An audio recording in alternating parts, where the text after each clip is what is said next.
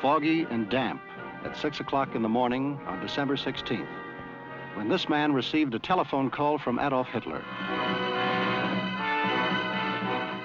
Exactly 1 hour later, he became a key figure in one of history's most terrifying moments. 3 German armies of 250,000 men assembled by Hitler were unleashed against an American front of 75,000 men, stretched thinly over 85 miles of Belgian soil.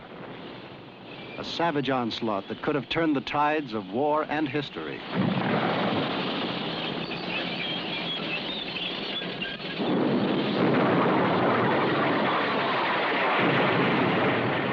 This man is General Meinrad von Lauschert.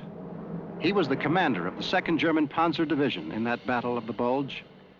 Now he is here because a Warner Brothers motion picture is being filmed, Battle of the Bulge, a full-scale adventure in Cinerama, starring Henry Fonda and Robert Ryan, a spectacular account of one of World War II's greatest moments.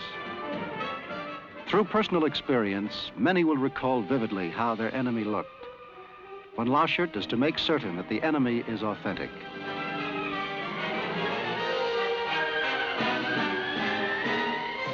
Every German uniform and German medal once again passes through his inspection.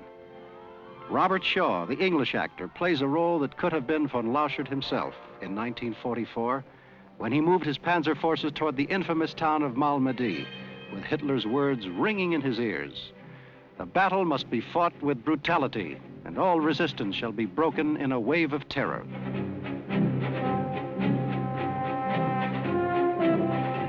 Once again, von Lauschert is at that same crossroads, but now with one of the stars of the film, Henry Fonda.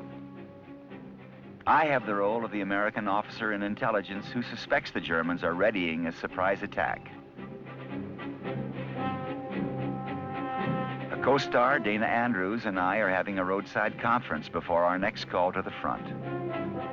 Reminiscent of the actual battle, James MacArthur and George Montgomery are misdirected by Ty Hardin, a German paratrooper disguised as an American MP. Further down the road is the town of Omblev, constructed to Cinerama proportions at a cost of over $500,000 by the Warner Brothers technicians. Henry Fonda tells of its part in the war and the film. In 1944, there was but one occupant left in the Belgian village during that incredible destruction. A young girl, played here by Pierre Angeli. What thoughts must have run through her head as she readies herself for a rehearsal of her pathetic role? For Miss Angeli was a youngster in Europe during the war. Logistics play a big part in war or motion pictures. With thousands of men cast as German soldiers, it was necessary to have technical advice on the details of their operations. General von Lauschert provided it. Opposing him on the Allied side, 3 American advisors covered the battlefield area, checking equipment and men.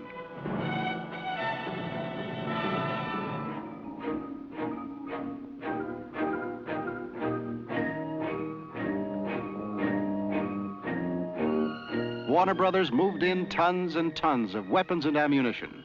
Hundreds of vehicles and tanks were brought to battle readiness. Thousands of little things kept cropping up. The waging of war, even on film, brings staggering supply problems.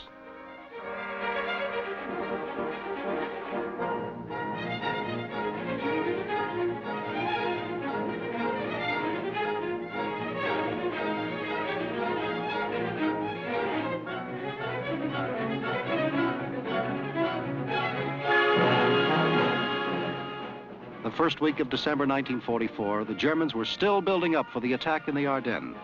There had been intelligence reports indicating a shift of some divisions, giving the Germans a total of 28. The Americans stretched only 4 divisions along the same area.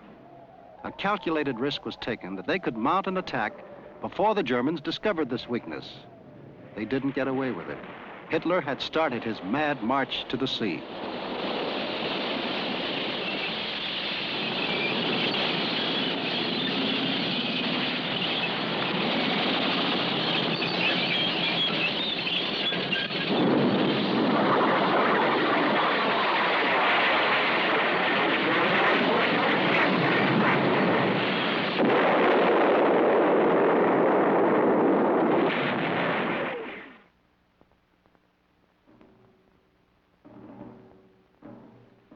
lunch, and the war waits.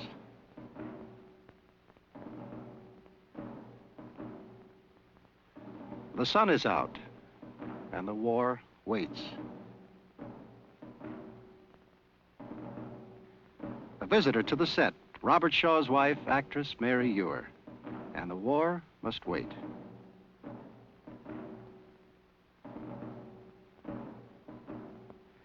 In life and in war, everyone waits.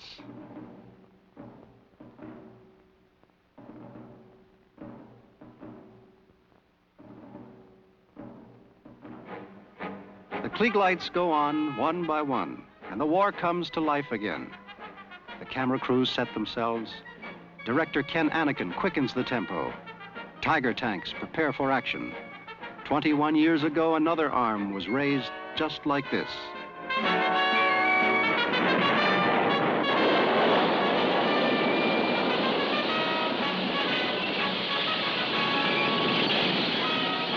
The assault and destruction of Omblev is underway once again, with the dreaded Tiger tanks and their murderous 90mm guns leading the German infantry.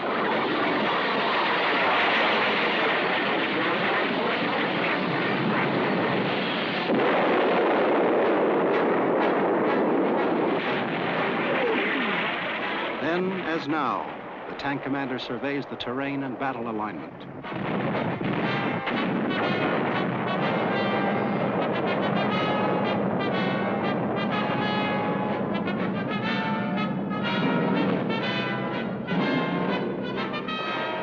Operation Christ Rose moves on with its deadly purpose, relentlessly, while the cameras and sound men follow in its path of destruction.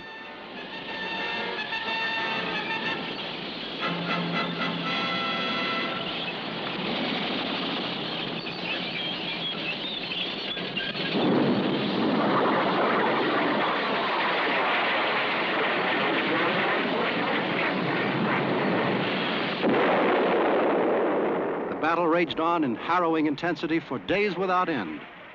The German tide was finally turned. Henry Fonda recalls how that defeat came about. If victories are measured in lives saved, the Battle of the Bulge was a great one. The battle was won not by chance, by force of numbers, or by air superiority. It was won by the GI. The things that made him a fair garrison soldier, independence, cockiness, love of luxury, made him finally a deadly fighter.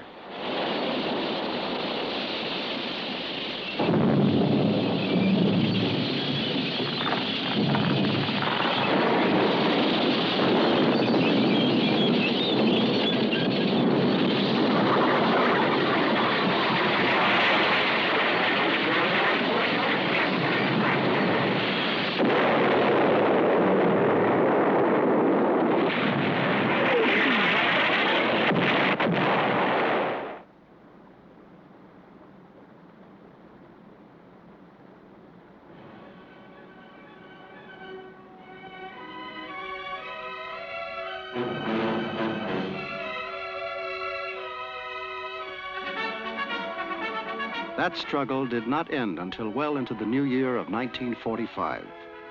For some, it has never ended and never will.